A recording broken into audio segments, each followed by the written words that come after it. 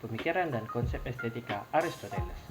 Aristoteles dilahirkan pada tahun 384 sebelum Masehi di Stagira, Yunani Utara. Aristoteles adalah filsuf Yunani. Ia adalah murid dari Plato dan gurunya Alexander Agung. Ayahnya Aristoteles adalah fisikawan yang bekerja pada Amintas II. Pada saat ia berusia 15 tahun, ayahnya Aristoteles meninggal. Kemudian ia diasuh oleh pamannya yang bernama Prosenus. Pada saat ia berusia 18 tahun, ia dikirim ke Akademi Plato di Athena.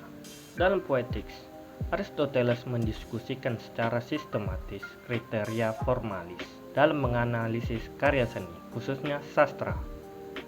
Selanjutnya, pemikiran Aristoteles. Aristoteles berkembang dalam 3 tahapan. Yang pertama, ketika ia masih belajar di Akademi Plato.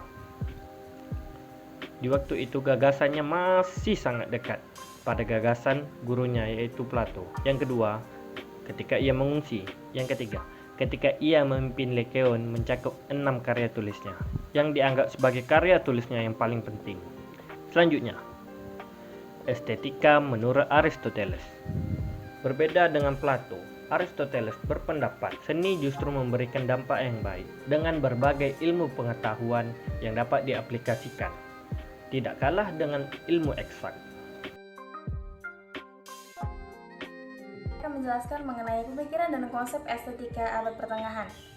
Sebelumnya kita ketahui terlebih dahulu bahwa abad pertengahan ini dimulai semenjak runtuhnya kekaisaran Romawi dan bangkitnya kekristenan di Eropa. Abad pertengahan ini terjadi sekitar abad ke-5 sampai dengan abad ke-13 Masehi. Estetika pada abad pertengahan ini disebut estetika skolatis. Dalam sejarah disebut sebagai Dark Age atau abad ke-8. Mengapa? Karena seluruh kehidupan masyarakat barat pada abad tersebut dikuasai oleh agama Kristen, termasuk juga dengan seni. Jadi pada masa tersebut seni bertugas melayani agama. Jadi seni ini tidak hanya menggambarkan keindahan duniawi saja, melainkan menggambarkan sesuatu yang pada hakikatnya tidak dapat digambarkan, begitu. Kemudian pada abad pertengahan ini terdapat tokoh yang mana konsep estetikanya menjadi ciri khas abad pertengahan. Tokoh tersebut adalah Santo Thomas Aquinas. Santo Thomas Aquinas ini adalah pendeta Ordo Dominikian yang lahir abad ke-13 di Napoli, Italia.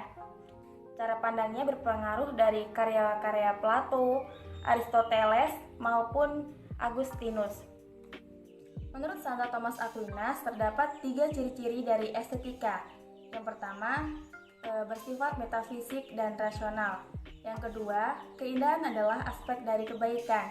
Di dalam karya seni yang indah identik dengan yang baik. Yang ketiga, yang indah adalah yang menyenangkan secara indrawi. Keindahan tersebut berkaitan erat dengan hasrat atau keinginan. Santo Thomas Aquinas juga mengatakan bahwa keindahan memiliki syarat yang terdiri dari 3 kualitas. Apa saja? Yang pertama yakni integritas atau kelengkapan. Artinya, sesuatu tersebut adalah sempurna, tidak terpecah, dan tidak tersamai. Kemudian yang kedua terdapat harmoni, selaras, dan proporsional. Kemudian yang ketiga terdapat kecemerlangan. Artinya, sesuatu tersebut jelas, terang, dan jernih.